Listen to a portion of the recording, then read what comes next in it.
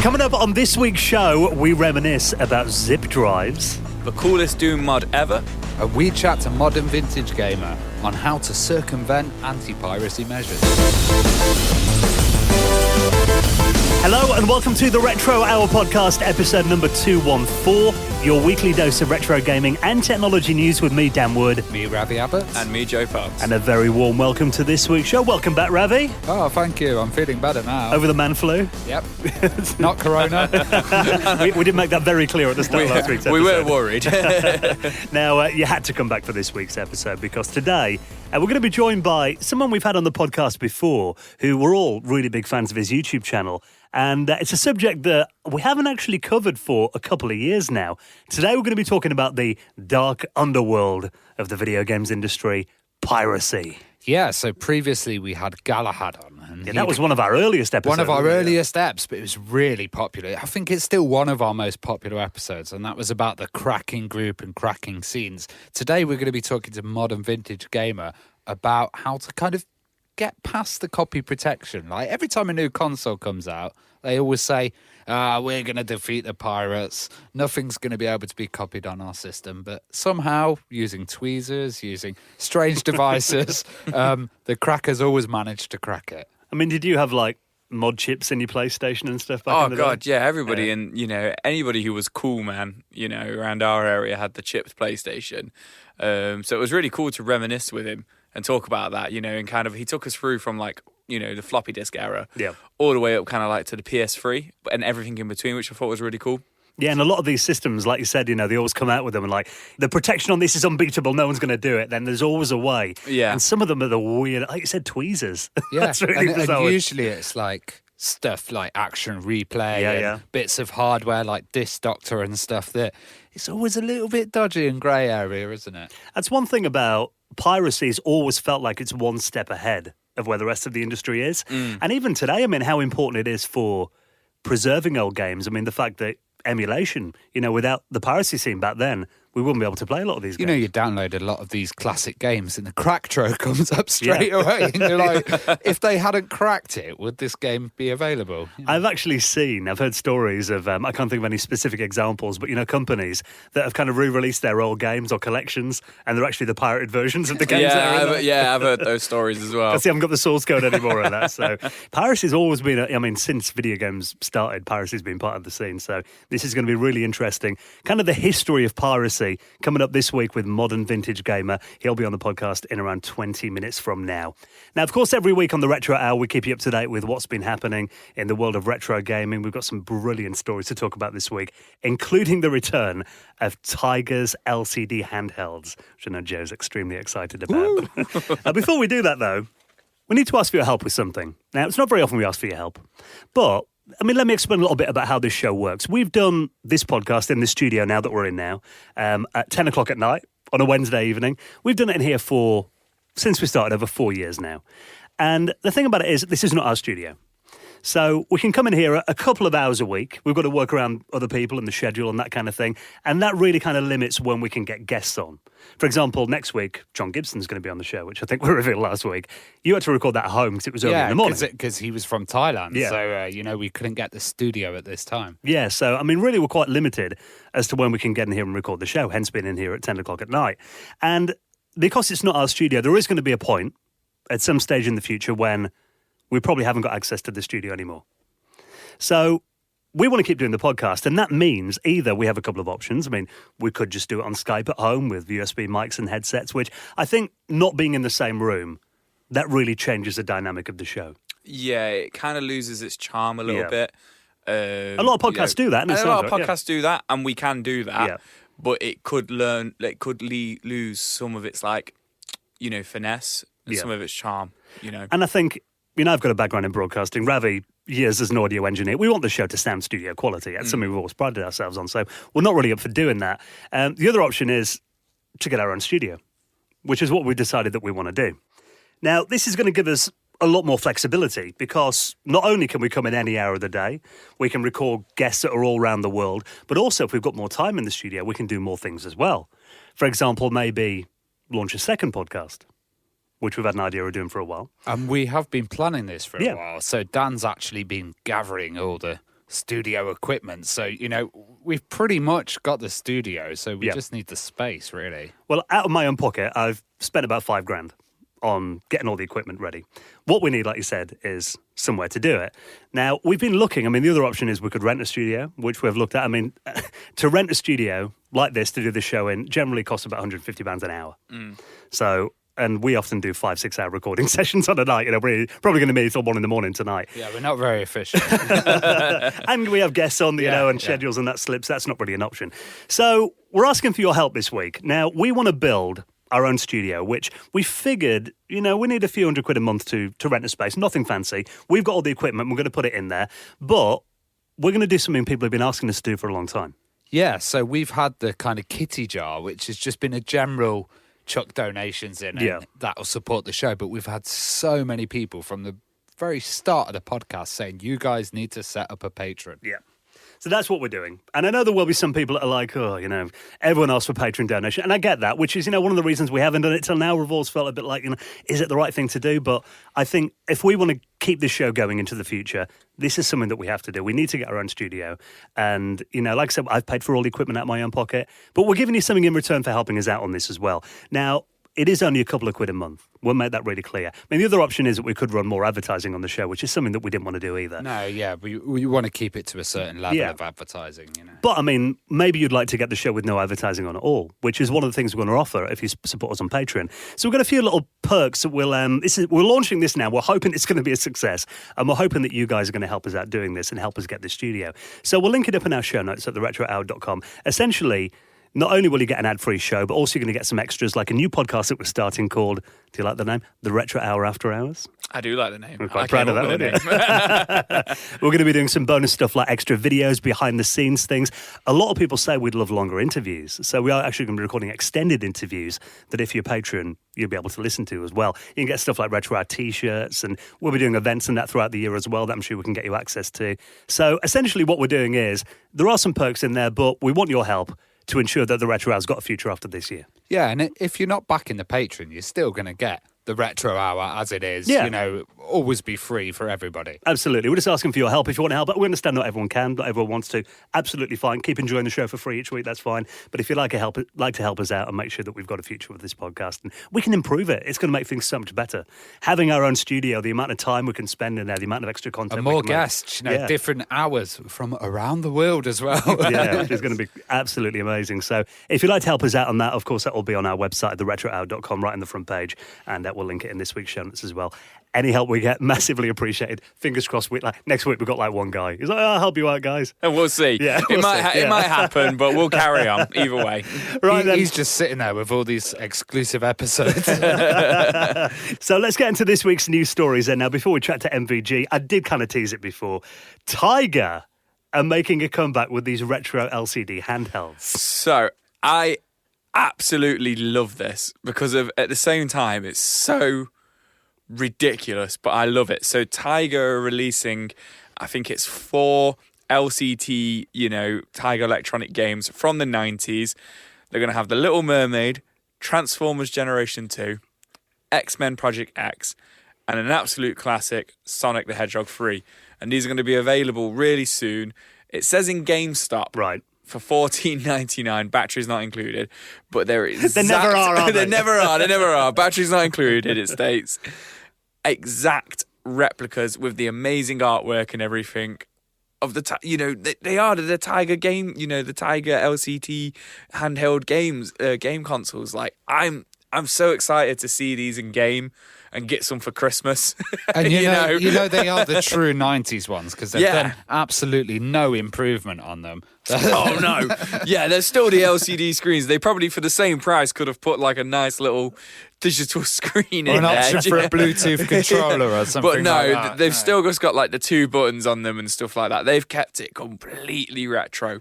I'm hoping in the UK they're gonna kind of like pop up on Zavvi and in FOP and places like that. And I'm fingers crossed, like my mum and my boss at work buy me them for Christmas. That's what's going to. I mean, to me, these just bring back memories of heartbreak. Yeah. Christmas morning, yeah, Grandma's got you Sonic the Hedgehog. Oh, she's got me a Mega Drive. It was one of them. It's Yeah. It was always Thanks, man. Grandma as well, wasn't it? Yeah. He likes some video game things. Let's get him one of these. And you remember these games? I mean, there weren't anything complicated. Oh, God, no. It generally had the background that was either just If kind you of look at them in a separate. certain light, you Yeah. can actually see everything at the LCD at You're right. once. It could. And it was usually like free animations, like left, forward, and You know, kick or and something. I think by the kind of 2001, you got them in a Happy Meal, with McDonald's. But I'm super excited for this. See, Tamagotchi obviously had a bit of a comeback a few years ago. We talked Yeah. about that. But I don't know. I kind of feel like this is one step too far. I'm already feeling sorry for the kids that will be unwrapping them on Christmas Day this year. I don't think too many kids are gonna get them. I think it's gonna be like us who are gonna get them on Christmas Day. Let's be honest. But I think they're cool. If I have kids, this is all they're getting. Yeah. Ravi the strict dad. So, yeah, if you do want to get hold of one of those, they're going to be out very soon, just when we thought we'd seen the back of them forever. Now, let's talk about Doom. I mean, Doom is obviously, we were chatting about it last week, you and me, Joe. It was a game that really was a benchmark in video games in the 90s. Changed everything, that game. But also, not only the fact that it was technologically very advanced for the time, and a great game, of course, but also the scene that came up around Doom, Yeah. the modding community that Yeah. continues to this day. Yeah, Now- the open sourcing of the engine Yeah. led to so many people taking it up and just doing crazy things with Doom and Quake as well, actually. Well, this is something that I know you've been very excited about. Zombies Ate My Neighbours and Doom mashup.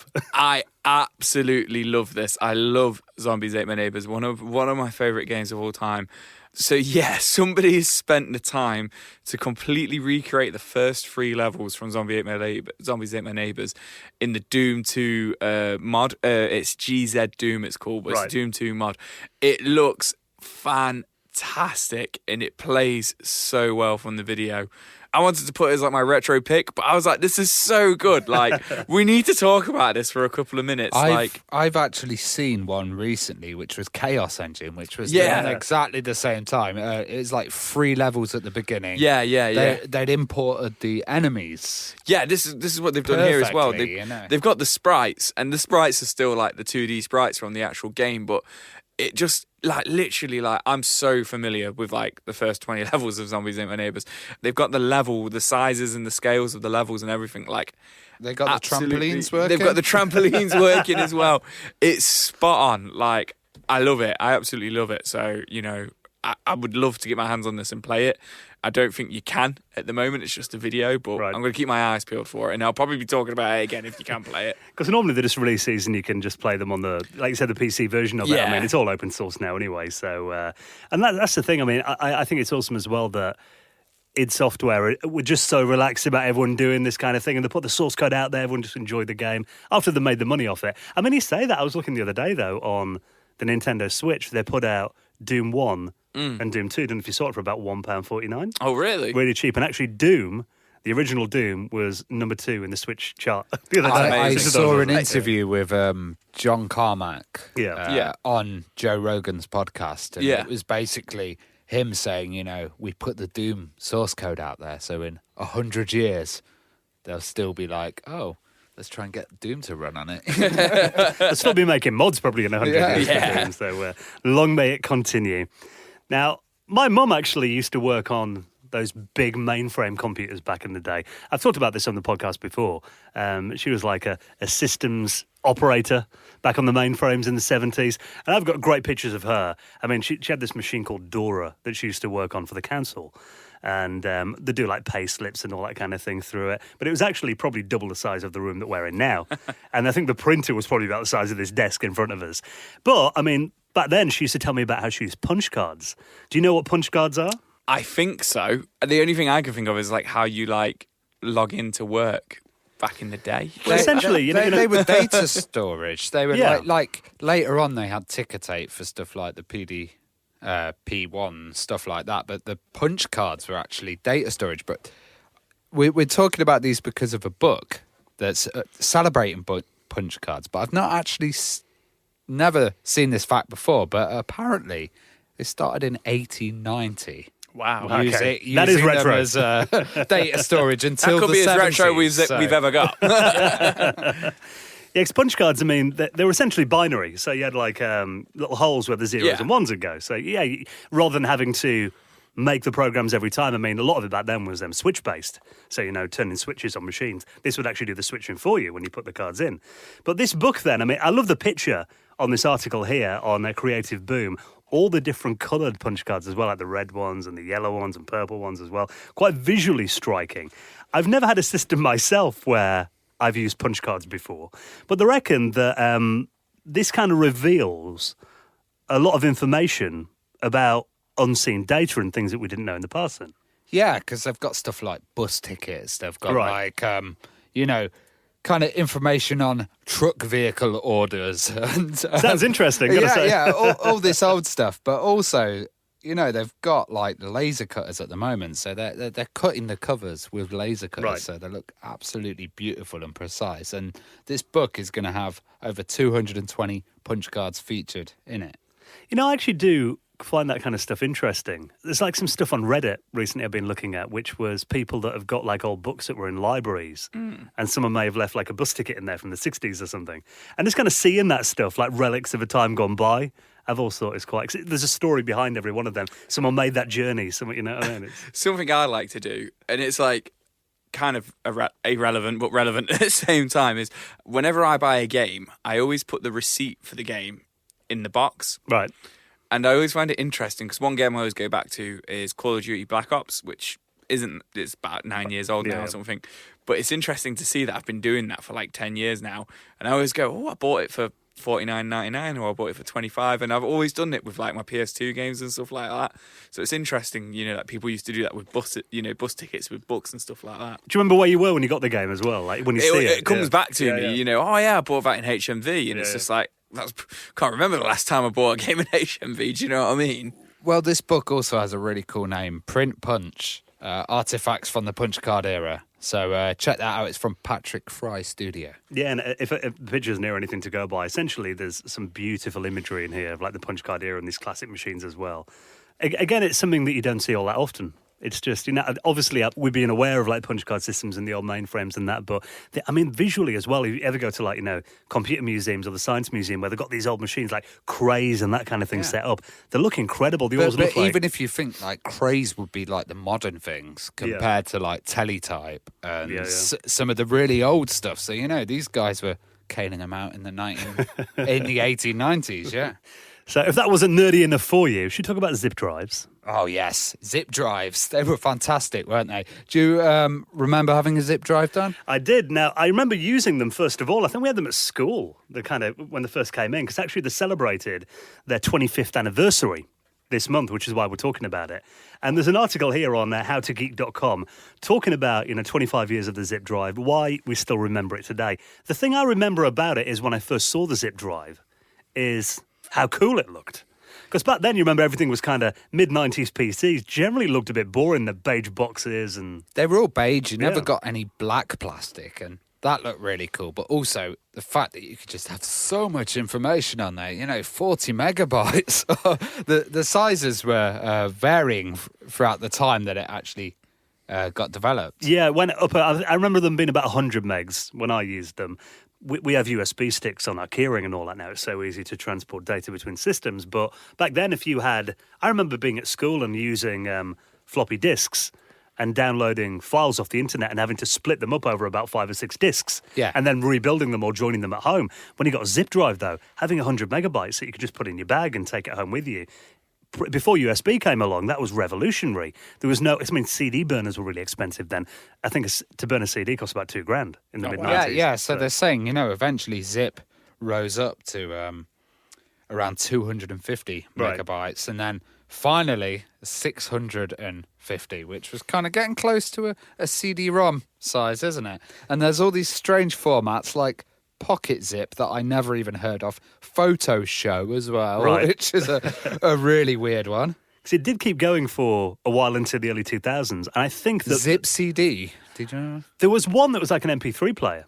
You know what Minidisc tried to compete with MP3 by having it on a physical format. Yeah. No one ever used any of that. I mean, really, Zip's peak was mid to late 90s, wasn't it, really? Well, there's one thing that we're never going to forget, which is the zip click of doom. Yeah. And that would be if it would mess up, you'd get this awful click, Yep. and your drive would be gone. You knew it was broken then, yeah. But zip drives, I mean, there's something that was very much of its time. And I've actually got a zip drive at home, and I need to go through these actually. I wanted some blank zip disks for it. I had a little project where I was trying to get some stuff onto like an old Windows 3.1 PC. Didn't have USB and all. I thought that's a good idea. We'll use a zip drive. But I actually went on eBay and I bought a collection of about 20 zip disks for about $5. And they've all got stuff on them. There's like handwritten labels and things on them. So I haven't looked what's on there yet. I've had them about 4 or 5 years. But that's my job for the weekend, I think. Uncover what's on these long lost zip disks. Probably Doom mods. There's your first Retro Hour After Hours episode. There you go. All about my zip disks next week. No one's going to back that now. Now, before we get into this week's chat, talking about anti-piracy measures and the history of cracking, let's talk about Altered Beast as well. Now, we've talked about Altered Beast on the show before. A game that weirdly is considered to be a crap game generally now, which is really weird because I remember loving that game in the arcades and on the Mega Drive. Isn't it funny? Because Altered Beast is like, I think we all wear rose-coloured glasses when it comes to it. I remember getting it on the Sega Mega Collection, but one of the first ones for PS2 and being like, oh, bloody hell, yeah, Altered Beast, what a game. I remember when my mate brought that round and we caned it that afternoon. And then me and my mate, we sat down, we played it. And then before you know it, you're like, oh, is that it? You know, do you know what I mean? For 10 minutes kind of thing. Isn't it funny that it's got such a legacy when it is only like a 20-minute game and it's not got any replay value at all other than the fact that it's kind of difficult? I love the fact that, you could just transform into different things. Yeah. I thought that was what impressed me at the time. Yeah, and don't get me wrong, like, it's kind of like a tech demo for the Mega Drive. Yeah. Because, it's got the transformations, it's got the sound bites, it's got the, the American Werewolf in London, how when you transform into the wolf and stuff like that. So I kind of see it as like that kind of like tech demo, but this is another one that's been fan remade as well, isn't it? So essentially there's a fan remake of Altered Beast with 3 different modes in there as well, using Construct 2, the game engine for that. And it looks pretty good. And essentially, they're releasing this for Android. You can play online on a web browser, Windows, Linux, Mac OS as well. No iOS version at the moment. But really, it's just a complete fan remake from the ground up. It was a very early Mega Drive game, wasn't it? It was the release game. Yeah. The release game. Yeah, that's why I said it's kind of like a tech demo. Yeah. That's why it was bundled I with didn't it. have that much exposure to it. I remember playing like versions of it on other systems that were awfully badly ported. Yeah. you know? There's versions on the Amiga and stuff like that, and they're notoriously bad. Yeah, So- I shouldn't start trying to talk Yeah. Sega. I'll leave But it to Joe. it was Altered Beast, Super Thunder Blade. I want to say Italia World Soccer or something Right, like yeah. like 1990. 1990 or something. Maybe that came a little bit later. But it 100% it came out with the Mega Drive. See, next time I'm in my local supermarket, I've told you this story before. I was wearing a Sega t-shirt at my local supermarket, and this guy's like, aha, retro video games. I'm like, oh, yeah. He goes, Sega Mega Drive. What was the first game released on the Sega Mega Drive? I was like, God, that's hard. I actually thought Altered Beast, and I said that to him. I was like, probably in the UK, was it Altered Beast? And he went, no, Sonic the Hedgehog. I was like, no, that was definitely... And he got really aggressive, angry at me. Yeah. Didn't he? But you started arguing with him, didn't you? Right in the middle of that thing, yeah. I run a podcast, mate. Yeah, I didn't say that, don't worry, but yeah. But yeah, Sonic came June 91, I think it was. Right, yeah, it was way later. I Yeah, remember, much later, yeah. So, but I do remember Altered Beast being a really early game, and it's cool that it's got a fan remake. It proves that there are more fans of Altered Beast in the world than just me and you, Joe. So there you go. If you want to check it out, I'll put a link to that and everything we talked about in this week's show notes at theretrohour.com. Now, of course, this week, we're all about giving big thank yous to people who've supported this podcast. And of course, every week on the show, which we'll continue doing. If your back is on our new Patreon, you'll still get a mention in the Hall of Fame as well. There are a few different options on that. Obviously, check out the new Patreon on our website.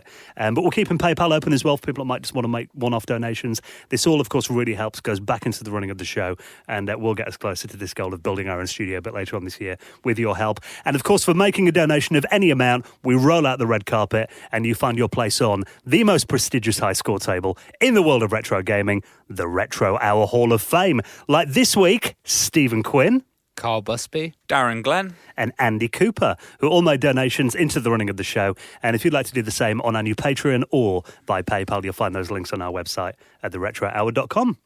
Now, every week we give a little shout out to little projects and YouTube channels and stuff that we've been looking at this week in our retro picks. Now, I've got to say a huge shout to Quang from Sobitech. Now, we had him on the podcast a couple of years ago.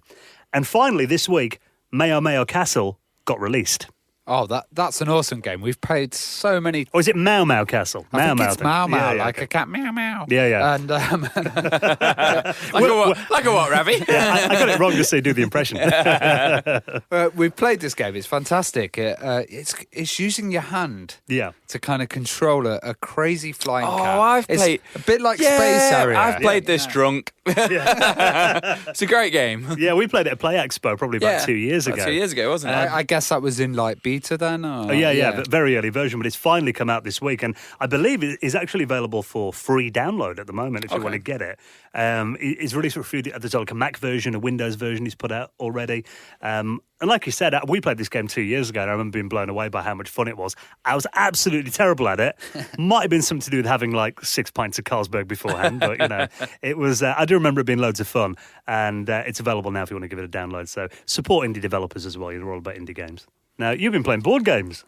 Yeah, so I've been playing this fantastic game. It's by James Simon Bradley. It's called Civitas Nihilium. Another show that we did in the past. Yeah. And it's basically a solo board game that's been developed mostly using the Commodore Amiga, so using Deluxe Paint and stuff like that. And it's set in a cyberpunk universe. And you have a soundtrack. So you kind of put the soundtrack on, you play the game, and it looks really interesting. I've got all the stuff at home. I'm going to have a playthrough on my YouTube channel. So hopefully I won't do too badly. I'm awful at these kind of games. But yeah, so come and join me with that and check out Civitas Nihilium. It looks really good. Well, if you're playing it on your own, at least you can't lose. Yeah, I guess, that's it. Well, maybe. Straight away I die. Joe sent me the most amazing clip. And this was... Do you remember Tomorrow's World? Yeah. Yes. I used to love Tomorrow's World on TV. Great show. Sorely missed Tomorrow's World. Now, this is a clip talking about on this day in 1984. It was a little section they did about the fact that, you might be fed up playing your latest video game. You'd have to go out and buy a new cartridge for your Atari or something. But they had this incredible system where you could essentially download new games from a vending machine. Have a listen to this. If you enjoy playing video games at home, there's something new for you too. Not a new game, but a vending machine which sells them. I'll just explain the system. Now, normally, if you get fed up with playing a game, you have to go out and buy a whole new cartridge. But because this is a special, reprogrammable cartridge, all you need to do is take it back to the shop and buy a ticket for the vending machine. Inside here, there are over 300 different games. It simply consists of a computer which stores programs for all the different games on a hard disk. Well, the computer is now asking me what type of machine I have at home, and mine is type A. And so it asks me to insert my cartridge in the top slot. Well, it will now run through all 300 games. I'll spare you that, and I'll go for number 1, Dragonfire. So it's a flashcard, essentially. How far ahead of the curve is that? When I saw it a couple of weeks ago. It just reminded me of so much like what we've gone through over the last kind of like 20 years as well. And, I've seen the Game Historian episode about where Blockbuster actually tried to do something with the Mega Drive and the Genesis, a really similar thing. And then it just reminded me so much of downloading games now, on your console and stuff like that. I thought it was crazy. It just reminded me that like car boot sales were like my vending machine. You go up to a guy who'd have 300 games. But just that they did have that back in the 80s, and it's just it's crazy it never took off. That was like the 80s version of Steam. Yeah. Essentially, or Xbox Live. You go with your cartridge, put it in, flash it with a new game. That's a really good idea. It's weird that I never saw them anywhere. So I imagine, never saw them. Yeah, they didn't get released or they never took off. You'd be annoyed though if they got it wrong though. Somehow there was a little like bug when it got flashed, and then you came home and you're like, Yeah, how do you get a refund off the vending machine? Yeah, there was probably some sort of reason why it never became mainstream. Yeah. Maybe it just wasn't very reliable, or she said, "I'll save you the time." by, just picking the first game, maybe it took forever to like download one. Game 299. Yeah. And you got to write it to the car. Yeah. I imagine. But yeah, what a cool, very ahead of the time concept. So you want to check out any of those we talked about, there'll be in our show notes at theretroad.com. I think we should bring back Tomorrow's World on YouTube. Get Ravi like a brown suit or something. I can picture it now. We could do that. I get some thick glasses. Challenge Annika afterwards. Joe's booty. Yeah, man. Anyone outside the UK now is like, what? Yeah, look that up on YouTube. Right, then let's get to this week's special guest, modern vintage gamer, talking about the history of piracy. You're listening to the Retro Hour podcast, and it's time to welcome on this week's very special guest. And today we're going to be joined by someone who's actually been on the show before, but we've got quite a lot of new stuff to cover on the podcast this week. It's actually been 2 years since we last caught up. And of course, I'm talking about Dimitris from Modern Vintage Gamer. Welcome back, Dimitris. Hey, thanks for having me back on the show, fellas. It's great to be here. And yeah, it's been 2 years. I can't believe it. A lot has happened in that time, but it's great to be back on the show. Well, we were talking about your YouTube channel last time, and I think last time we spoke, you'd just hit around 100K, and now you're close to around 400K. You must be pretty pleased with the progress of that then. Yeah, it's been good. It's been going well. A lot of work, obviously, to get there. It's not just, sit back and watch the subs roll in. There's obviously a lot of work that's involved, but I really enjoy doing it, and like to come out with interesting content every single week. And I think people, the viewers, the fans, they're all kind of responding well, and yeah, channel's going great. Well, last time we had you on, we were talking about emulation, and you had a lot of involvement with emulators and optimizing stuff. Now, today, we're going to be talking about defeating copy protection.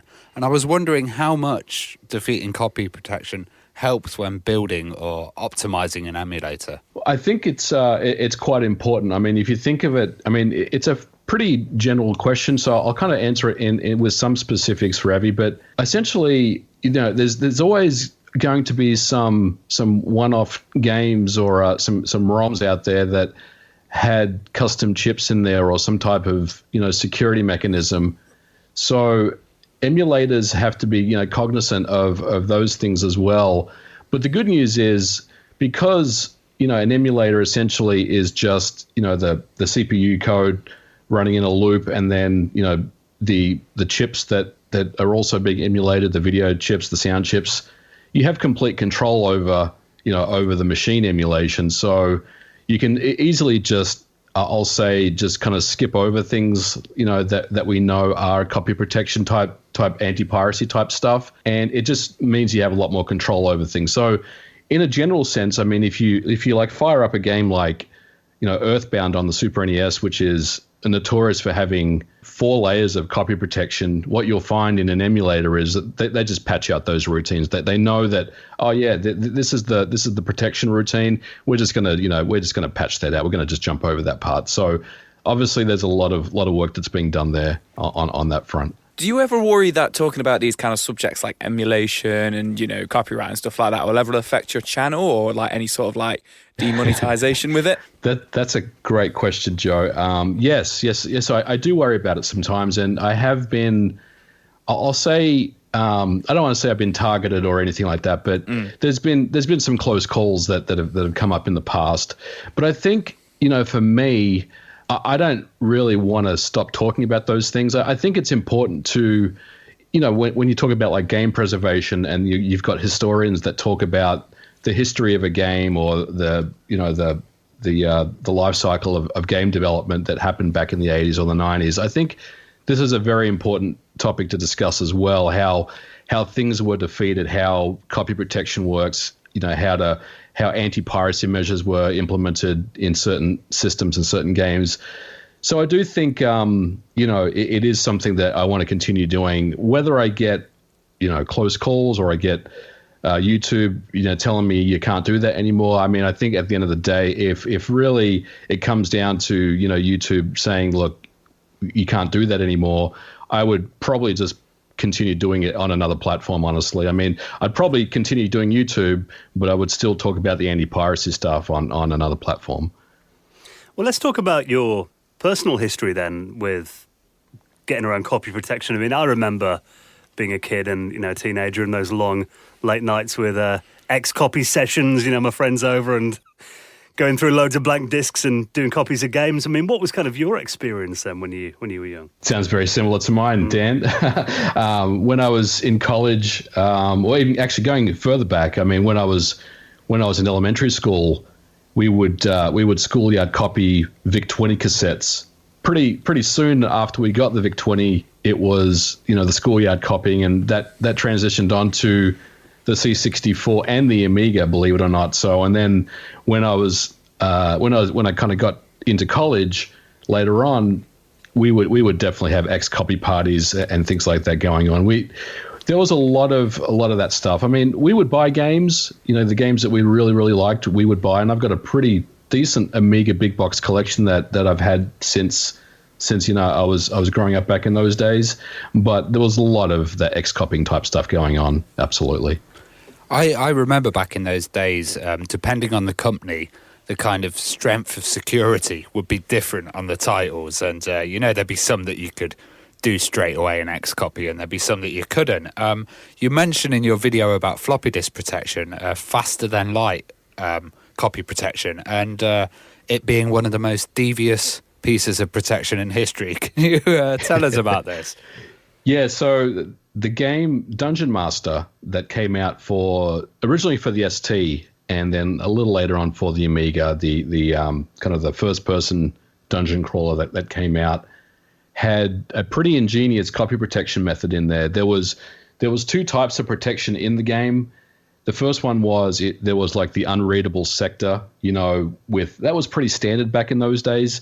If you think about like Rob Northern protection, you probably heard that before. It was, you put the disk in the drive and it would say not a DOS disk or anything, on the Amiga, because there was that unreadable sector. You could read it with an action replay, and that's how a lot of the crackers got around it, and defeating that protection wasn't too hard. So Dungeon Master had that protection, and a lot of people left it at that and said, "Oh, I've beaten the protection because we kind of cracked the unreadable sector."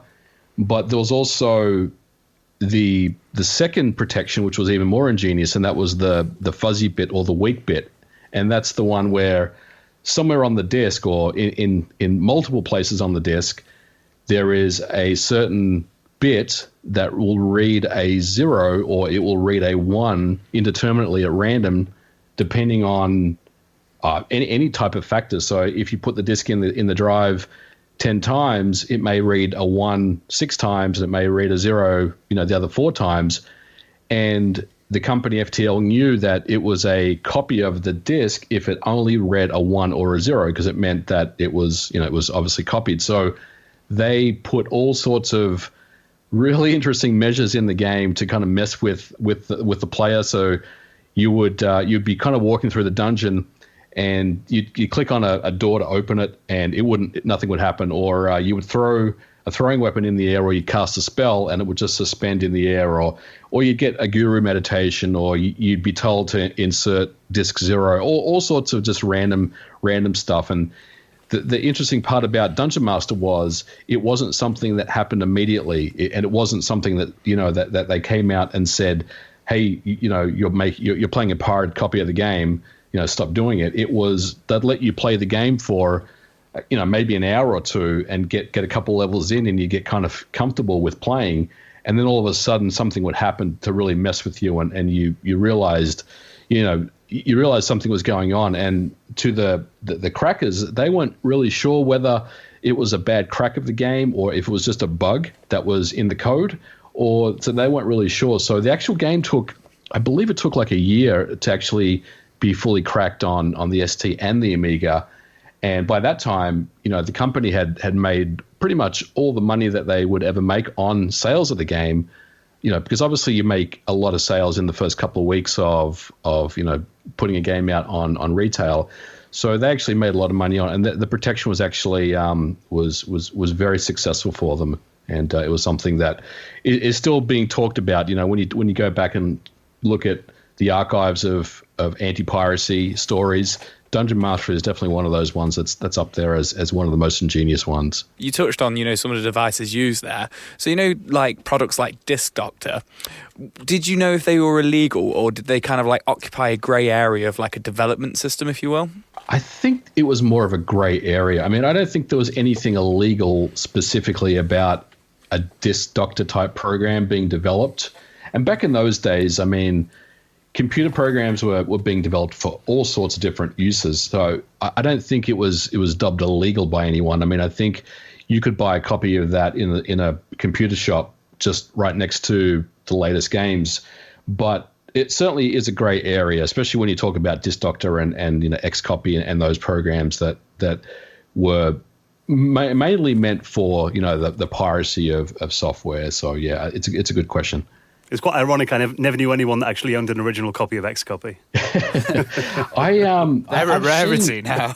Yeah, I don't have one, but I've seen the box, and I got to say, I wouldn't mind getting my hands on one. That'd be a cool collectible to have for sure. Well, one video that I remember you did was the unhackable PlayStation 3, and that was a really interesting story about how the operating system was used to class it as a computer, and then that turned out to be the vulnerability in the system, didn't it? That's correct. So with the PS3, if you recall, it came with Yellow Dog Linux as part of the bundle. So Sony actually advertised Linux as a feature of the PS3, and with a mouse and keyboard and just a monitor, you could literally turn this game console into a kind of just a consumer level desktop computer type of thing. And you could do all sorts of things with Linux. But I guess one of the side effects of that was people like George Hotz, GeoHot, the same guy that hacked the iPhone, started snooping around with the hypervisor on the under Linux, and Sony was paying attention to what he was doing because he was basically blogging about the things that he had discovered while using Linux under the PlayStation 3. And I think their solution was essentially just to stop Linux altogether. So they brought out a firmware update. I believe it was in April of 2010 that essentially that's killed off the Linux environment on the PS3, which in turn got them in a lot of trouble because of the big class action lawsuit that I believe is still they're still settling payments to this day. Would you believe? It's hilarious that's still going on.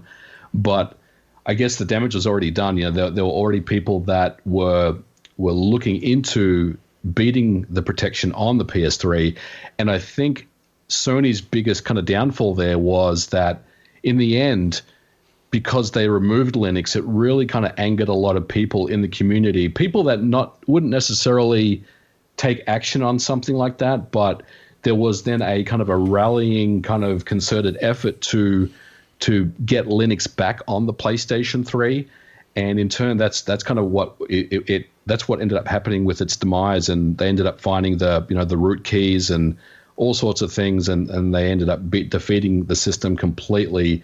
And basically being able to sign a custom firmware that you could just install as a firmware update on your PS3, which brought Linux back on the PS3. So it was a very interesting time for Sony. They learned a lot of lessons from that one for sure. And I think that the biggest takeaway there, at least for me, is don't take Linux away from a system that already has it, because you're going to anger the wrong people, and they're going to find a way to bring it back, and that's what ended up happening.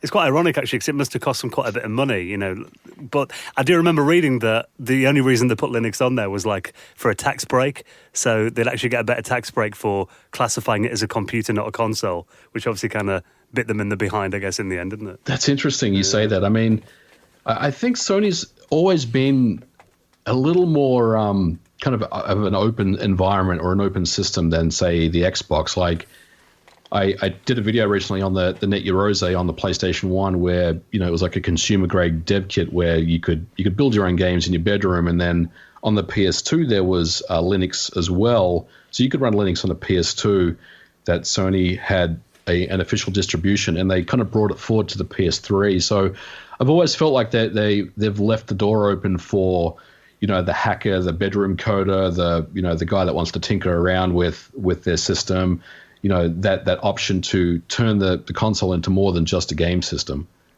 It's really interesting. Every time a new console comes out, they always talk about how their format is uncrackable and how this is the greatest new technology. I remember when the Dreamcast came out with GD-ROM, and they had the wavy lines on the disc, and there was holes in certain places and stuff like that.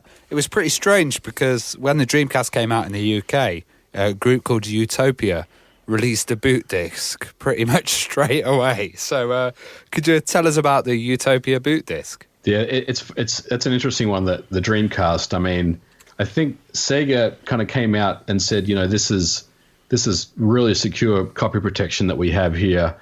And if you really think about it, it really was, because at the time there was nothing that could read a GD-ROM other than a Sega Dreamcast development kit, of course. So if you put a GD-ROM into your disk drive or your CD drive on your PC, it wouldn't read the disk. It would just say, put this into a Dreamcast and play the game. But the Utopia disk was interesting because one of the biggest exploits that was quickly discovered was the mill CD, the multimedia CDs that you would get with the Dreamcast, and there was only a handful of them that ever came out. I think there was only like maybe 5 or 6 of them that were ever released, but I guess the most popular one is kind of the add-on disc that came with Space Channel 5 in Japan, and it was just this like extras disc that had extra music on there, and I think maybe a music video on there or something. But that particular disc was just a standard CD-ROM. It was just a standard 700 megabyte CD, which was a standard kind of ISO 9600 kind of format CD. And in the end, they realized, well, if these discs can boot on a Dreamcast, how do we make just a regular CD boot on a Dreamcast? And they kind of went from there. They quickly realized that there was an exploit found that allowed the Dreamcast to boot just normal CDs. And that's how the Utopia disc started. They basically built this, region-free kind of disc loader that would just load a small program on a burnt CD, and then it would just wait for you to put in, a backup of a Dreamcast game, and then it would just boot from it. It was very, like, in the end, it was probably the weakest form of copy protection that was ever kind of put into a console. But Sega had kind of relied so heavily on the GD-ROM format being unreadable that they didn't realize that maybe we should tighten up the security on just kind of regular CDs, or the mill CD format being implemented as part of a protection method to get defeated. So with the CDs on the Dreamcast, were they just completely self-booting, or did they have to come up with something with that? At the beginning, the Utopia disc essentially takes the boot sectors from a mill CD, like a Space Channel 5 disc. Oh, okay, right. And so it just kind of boots off of that. And then later on, they quickly figured out that, well, we don't need a Utopia disc anymore. We just put the same boot sectors from the mill CD onto each of our games. So if you download, and I'm not saying anyone should, but if you download one of the kind of echelon cracks, or one of the echelon kind of rips from the internet,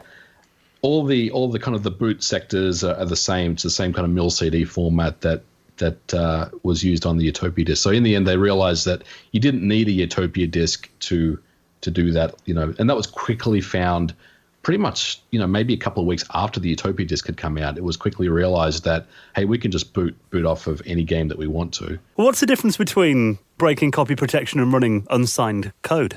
So the difference, well, that's a good question. I mean, I think in some regards they're one of them the same.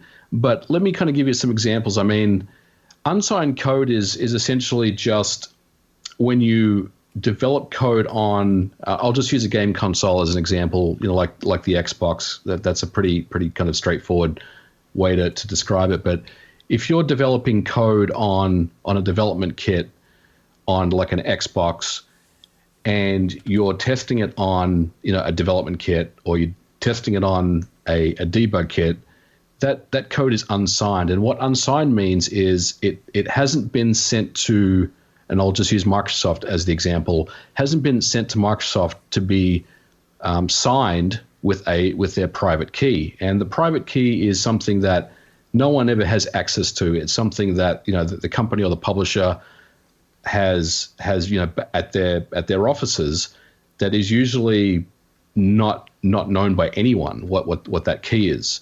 So that private key will then sign your code or your piece of code or your game for it to be pressed onto CDs and then kind of get out into the retail store. So the difference there is that cracking something is when you have a piece of code, but you're kind of manipulating the code. You're kind of changing the bytes around, or you're patching a routine to say, hey, if I'm about to jump into a copy protection check, let's just skip over that. And I think that's kind of the main difference there. But having said that, Dan, with kind of console game type cracking that went on, like on the PlayStation and the PS2 and things like that, the Xbox, you'd need a modded system anyway to run unsigned code in order for those cracks to work. So it's almost like there's a dependency there, or there's a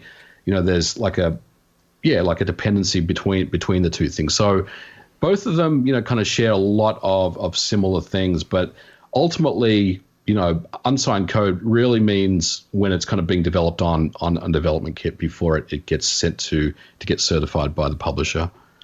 And I guess stuff like that leads to huge homebrew scenes. So the Xbox, for example, led to Xbox Media Center, which then kind of went on to Kodi.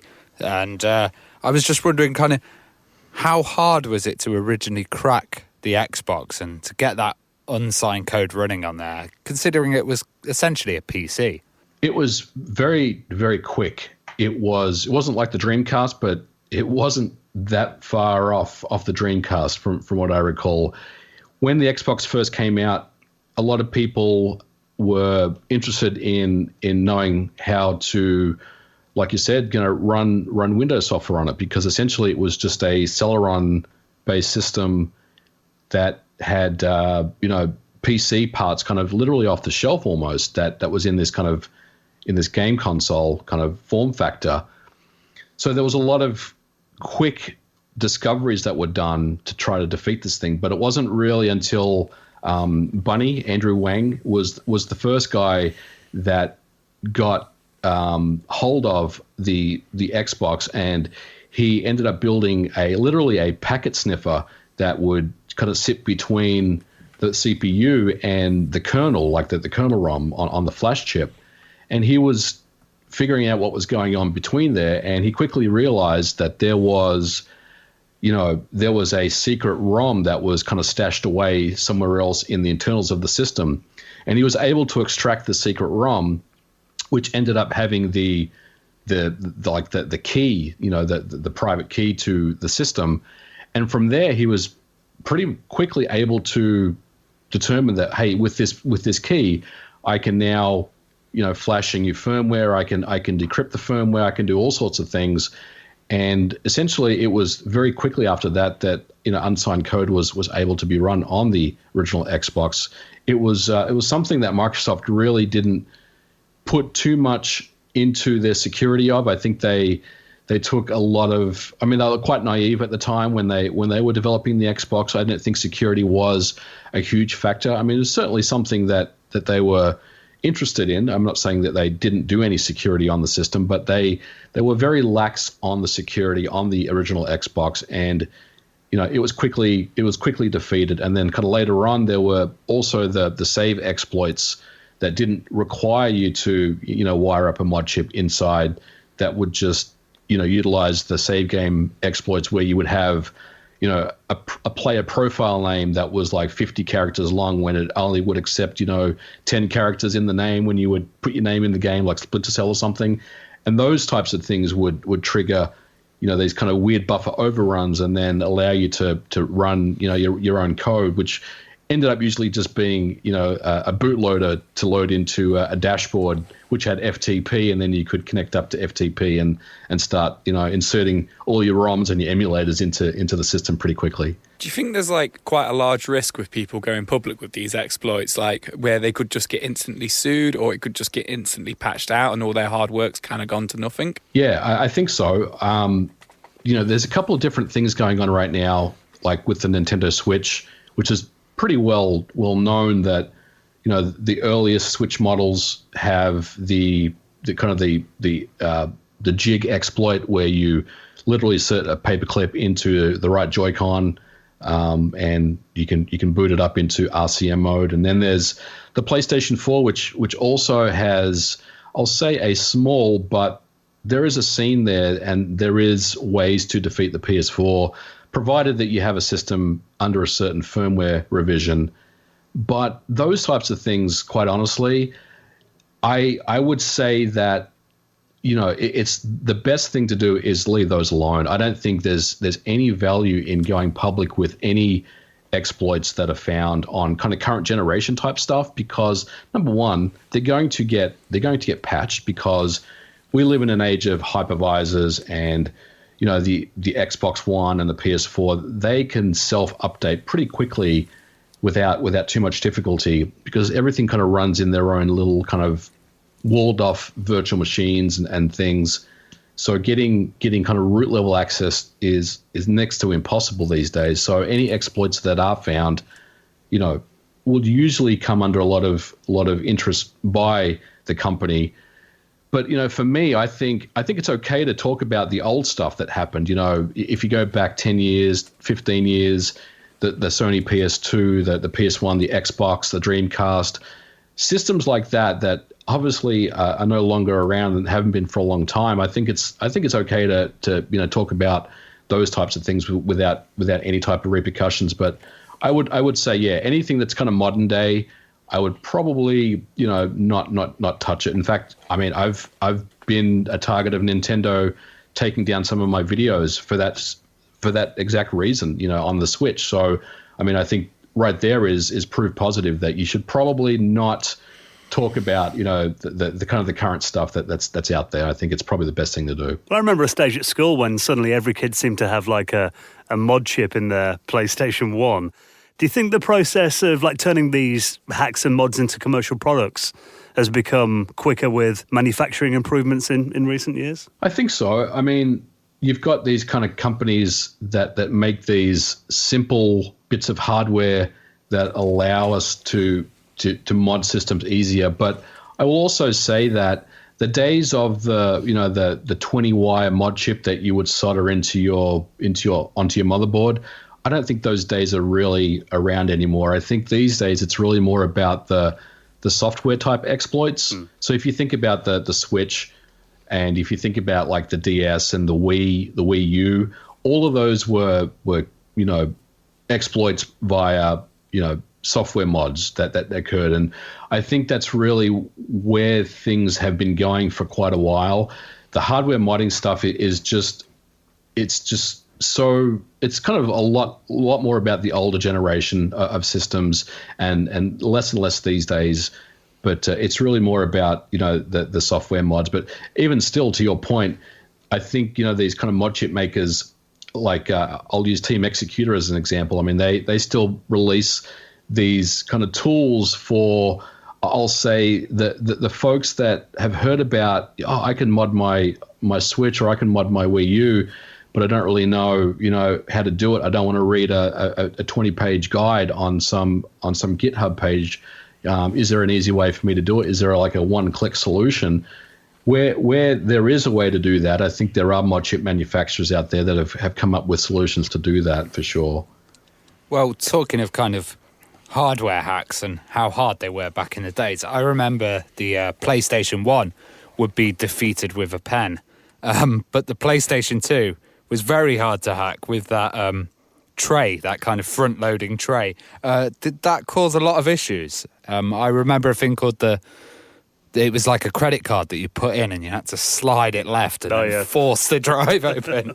I don't know if I've ever heard of that one before, Ravi, but the PS2 was a lot more sophisticated. That I think there was 3 levels of security on the PS2. There was the swap trick approach, where you could still swap trick a PS2, but it would only work with, I think, the CD-based games, not the DVD-based games. But there was also additional checks in there. There was a chip in there called the Mechacon, and that really was almost like a hypervisor before a hypervisor really ever existed, and that took care of a lot of the security on the PS2. But it wasn't foolproof, as we know. I mean, there were certainly ways to work around and defeat the protection. And then you also had companies like Daytel that were releasing these action replay discs. And if you remember those discs that you'd put in with all the cheats on the disc, and then you would put the game in to cheat on the game, Daytel somehow figured out how to boot these discs that were unlicensed on a PS2 that didn't even have a mod chip in there. And I remember, and I've told this story before, but I don't know if you guys are familiar with this. But what Daytel ended up doing was, and this is a true story, they ended up taking an original PS2 game, and I believe it was Crazy Taxi, and they just cut out the security sectors physically from that game, and they transposed it onto their action replay discs, and that's how they got their stuff to boot on the PS2. It's a fascinating story, and a lot of people say that that doesn't even make any sense. But I tell you, if you still have an action replay disc laying around on the PS2 and you put it into a PC, it will come up and say Crazy Taxi as the name of the disc. So it's actually a true story. So there were different ways to defeat the PS2, and I think in the end, there was like a mod chip that really kind of beat everything. But if you recall, there were so many different mod chips and different ways to get things to work, and there wasn't really a one size fits all approach. But in the end, later on, I think that it was like the Messiah chips, or I think it was called the Messiah chip, that was really the one that kind of beat all the different types of protection on the PS2. So talking to the action replay, which is one I'm actually really familiar with myself, and obviously, it's a huge history of helping access games and pull out code and stuff. How did the product help defeat the GameCube protection? It's interesting. The GameCube protection was something that was already defeated before the action replay had come out. What ended up happening was the exploit was found with Phantasy Star Online. So the way this all went down was with Phantasy Star Online, when it came out on the GameCube, it was quickly realized if you changed the DNS settings, you could just point to your local computer rather than the PSO servers that were running at the time. And from there, what ended up happening was, if you wrote a little program that just listened to the port that it was trying to connect to, you could essentially just dump the contents of the disk and all the memory from your GameCube. So from there, it was quickly realized that, hey, there's no encryption on any of this stuff. So none of the files are encrypted. There's no additional security. There's no hypervisor. And in the end, that was what really kicked off the action replay on the GameCube. It was determined how the boot process worked, and it was quickly determined how to essentially replicate the boot sectors on an action replay disc on the GameCube. And in the end, that's how they ended up making the action replay discs without needing a mod chip. Well, after that, the Wii came along, and at the initial launch of that, I remember people talking about the fact that it was a very secure console. Obviously today, massive homebrew scene on it too. And that was defeated by a pair of tweezers. That's correct. That is correct. It's a bit of a, I won't say, I mean, it's an interesting story. I'm not sure if the tweezers was the only thing that beat it, but it was certainly a part of the process. And in the end, the Wii again was something that had come out, which was quite secure when it was first released. There was a lot going on, and there was essentially there were two processors inside the hardware, and there was the OS that was running. When you would turn on the Wii, you'd see the familiar kind of the Wii screen where you could load your games and manipulate the system, your memory cards and stuff like that.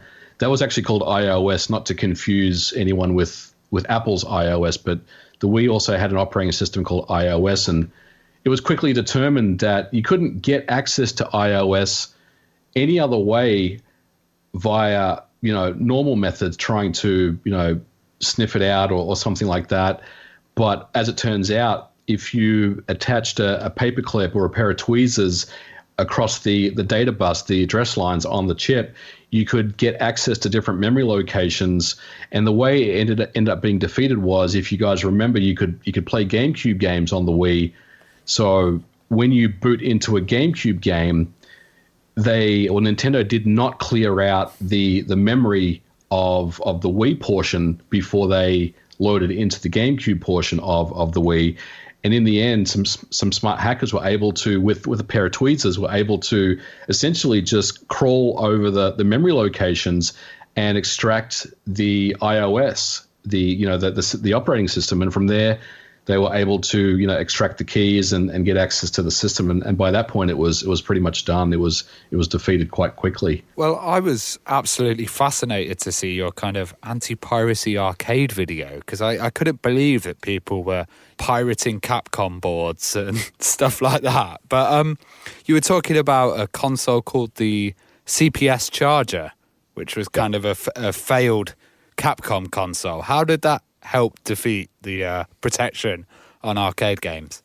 Well, what ended up happening, Ravi, was this. It's actually called the CPS Changer. I just found that out myself because a lot of people corrected me on my video. But, I've been researching, watching your videos. So. Yeah, right. The CPS Changer is essentially a home console for Capcom arcade boards. So I think there was only a handful of CPS Changer games that ever came out, but it was kind of Capcom's failed attempt at bringing their arcade games home back in those days. And essentially what happened was there was one particular game, I think it was Street Fighter 02 or Street Fighter 0, that was a almost one-to-one replica of the CPS2 version with some minor differences. And that was really what started the whole thing, because before that, no one really knew how to extract the CPS2 game and kind of without kind of silciding the CPS2 games because of the silcide battery that was in each of the CPS2 ROMs. And with the encryption that was going on with the CPS2, if you tried to extract one of the ROMs with an EEPROM burner and maybe change some bytes around to have a different version of the game just wouldn't boot, because there was some pretty sophisticated protection in the CPS2, and then coupled with the silcide battery meant that it was almost impossible to make a bootleg of any CPS2 game. But it ended up being the CPS Changer that really kind of opened up the door a little, and some hackers discovered that, well, now we know how this all works. Maybe we can reverse engineer what our discovery is and figure out how to get access to the CPS2 ROMs and how to make that work. And in the end, it was really the CPS Changer and the Street Fighter 2 Zero game that was kind of the starting point for that. And then from there, it was just a matter of understanding how the silcide process works. That was quickly discovered that once the board kind of dies, once the battery dies and the contents of the RAM in the battery gets lost, then it's just a matter of all the code lives in a different memory location. So they ended up patching that back to what they knew it was originally. And then from there, they discovered that there was also a key that was found, and that was used to decrypt the ROMs as well. And with those two things, they were able to work around it. But to your point, I mean, CPS2 arcade boards, for the duration of the life cycle of CPS2 in the arcades, there was a total of 0 bootlegs. So Capcom's security was really, it really held up quite well for many, many years. It wasn't really until much later. In fact, it was like 2006 when it was kind of first discovered how to kind of desilcide a CPS2 board. And then much later, in fact, 2013 was when we found out how to actually revive a CPS2 board that had silcide and kind of bring it back to where it was, back in, from the factory. Well, I mean, talking about copy protection that stood the test of time. I've still got scars on my fingers, I think, from trying to install mod chips in the Sega Saturn. And I know that was only in recent years that actually kind of, was be able to be software modded. It was really difficult. I mean, why was that so tough? What was it about the design of the Saturn that made the copy protection so strong on that? I think there's a lot going on with the Saturn. There was different levels of security that they had implemented. But honestly, it's something that I'm kind of looking into right now. And I want to learn more about it myself. I mean, I know from a high level, there was kind of 3 different levels of protection that they had implemented, coupled with the fact that the actual hardware itself is quite complex. I mean, if you take a look at the system, there's a lot going on there. There's all the different chips and everything, that a lot of developers were talking about how difficult it was to develop for. And I think the same thing applies for people trying to defeat protection.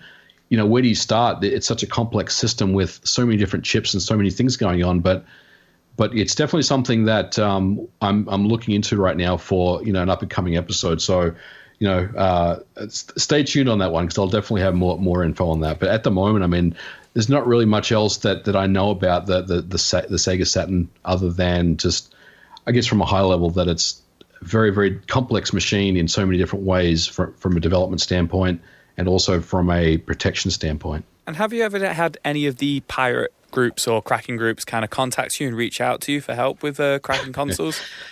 I have, not necessarily for help, but I've had a lot of different folks from different groups, from different generations, going all the way back from folks that were in Razer and Fairlight and Paradox. Telling me their stories, because I'm really fascinated to hear stories about stuff like that. And, I want to learn about how cracks were done. I hear about one game that took a year to defeat or something like that, and I want to know how it was cracked, and I'm interested to hear what process was used. So, yeah, I've had a lot of different I guess, ex-scene members reach out and chat with me about, their story. And I think it's very interesting to go back and listen to what they have to say. I remember when Steam came out and people were saying this will be the end of piracy. Now we've got video game streaming. Do you think that will put a stop to piracy? I think ultimately what will put a stop to piracy is, and maybe you're saying the same thing, Ravi, is the whole games as a service model. As much as I hate the kind of the newer games as a service where everything's always connected to something for some reason, I think ultimately that's where the industry is heading with that type of stuff. And, it really means that, well, if you're not connected to our servers over here, then you can't play the game. And I think, game streaming like Stadia and xCloud and stuff like that's definitely another way to gatekeep or control, the experience for the person, and maybe make it less easy for someone to copy or pirate something. But I think the other thing I'll say is, and I look, full disclaimer, guys, I haven't done this for many, many, many years, but games are so big these days. I mean, we're talking like 100 gigabytes to download a game these days. Red Dead Redemption is like a 100 gigabyte game, on a couple of Blu-rays. I mean, who's got the time and the bandwidth to download 100 gigabytes worth of a game on a torrent site anymore, and then try to figure out how to make it run on your PC? I think things have changed a lot in the scene, and maybe I'm a little bit naive about that. There's probably someone listening that's telling me that no, it's still alive and kicking, and maybe it is. But for me, I just think the size of the games that we're dealing with these days really just puts it, most people, except I guess the hardcore folks, puts them off. And maybe it's just easier to just spend your $60 or whatever at the store and just get the game and do it that way. Or, like to your point, Ravi, just video stream it or use a game streaming service in order to do it. I think that's really where things are going. Yeah, I think you make some good points, and there's kind of a wider conversation about stuff like I remember when World of Warcraft came out and people just kind of made their own servers and connected to that, but also then they were creating classic servers, which then kind of force Blizzard to think, oh, this is popular. Let's make some of our own official classic servers. So, yeah, it's interesting to see what the future will hold. Definitely. And that's a good point. Yeah, World of Warcraft, I mean, they essentially took the ideas of kind of just the community, and they did it themselves, and they monetized it. And from what I've been told, I don't play World of Warcraft, but what I've been told, it's very, very popular and very successful. Well, what can we look forward to in your channel then over the next coming weeks? I've got a whole bunch of different stuff going on, Dan. There's more anti-piracy stuff coming up, so you guys will like that. Ravi will. But I did an Amiga video last week, and I've got the urge to do more Amiga content, so I'm going to go back and look into that again. But just a little bit of everything. I mean, I've been doing like a segment on how graphics work on kind of these old systems like the Game Boy Advance. So I'm going to kind of continue that series as well. You know, for me, it's really, I don't have a schedule. I don't sit down and pencil in what I'm going to do for the year as far as videos. It's really more about what feels right at the time, and it's like, you know, it's literally a week in, week out type scenario where I'm like, okay, what am I going to do next week? And I come up with something. So I guess, you know, in summary, I guess more of the same as what you've seen over the last 18 months. There's a lot more coming down the pipe. And we're going to be seeing you in person as well in a few months' time. You're coming to Flashback 2020 in the Netherlands this summer. Yes, I am. Amiga 35 Flashback. I'm psyched about it. I can't wait. I'm looking forward to it. Never been to the Netherlands, so going to really enjoy the countryside as well. So I'm very, very excited to be going out there. You'll have to get some clogs. Absolutely, yeah. It's what Ravi wears all the time anyway. Just hear me clopping down the street. Well, Dimitris, it's been a pleasure catching up with you again. Congrats on the success of the channel as well. Keep up the good work. Thank you so much for coming on. Thanks for having me on the show, gents, and have a good one.